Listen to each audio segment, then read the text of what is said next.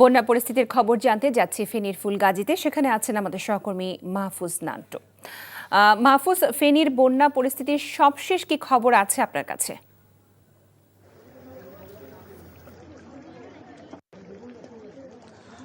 লোপা, একটু আগে যে কথাগুলো হচ্ছিল যে আসলে গত 24-এর বন্যায় ফেনী, কুমিল্লা আর অঞ্চলগুলোতে আসলে প্লাবিত হয়েছিল। এবারও ঠিক ফেনীতে মুহুরী, কুহুয়া এবং সিলুনিয়া নদীর বাঁধ ভেঙে কিন্তু ফুলগাজী এবং পরশুরামের অন্তত 35টি গ্রাম প্লাবিত হয়েছে।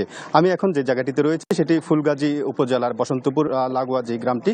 আমার পিছনে আপনি খেয়াল করছেন যে একেবারে গ্রামে প্রবেশের যেই রাস্তাটি রয়েছে সেই রাস্তাটি পানিতে ডুবে গেছে। এখানে কোথাও হাঁটু সমান পানি, কোথাও কোমর সমান পানি।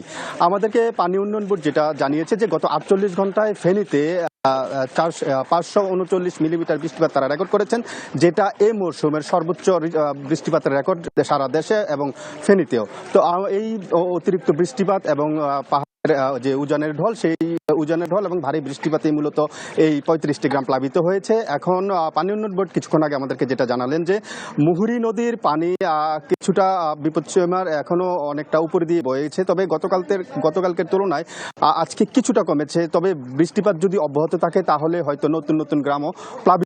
আমরা এখানে যেটা খবর নিয়ে দেখলাম যে জেলা প্রশাসন থেকে কিছুক্ষণ আগে কয়েকটি উদ্ধারকারী দল এবং ত্রাণ তৎপরতা তারা শুরু করেছে।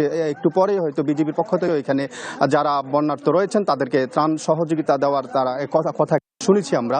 তবে এখন পর্যন্ত বিজেপির পক্ষ থেকে যে বিষয়টি আমাদেরকে জানিয়েছে তারা সীমান্তবর্তী বিভিন্ন এলাকায় পরিদর্শন করবেন।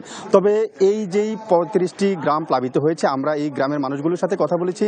তাদের একটাই দাবি যে গত 24-এর বন্যায় তারা যে ভোগান্তির শিকার হয়েছে, এবারও এসে 2025-এ আবারই একই ভোগান্তির তারা শিকার হয়েছে এবং এই ভোগান্তি যেন না হয় সেজন্য তারা টেকসই বাঁধ নির্মাণের জন্য দাবি জানিয়েছেন।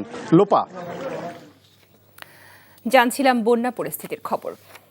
বান্ডেল থাকলে প্রতি সেনমানিতে টাকা বাঁচবে। বিকাশ সেনমানি বান্ডেল কিনে জিতুন প্রতি লেনদেনে।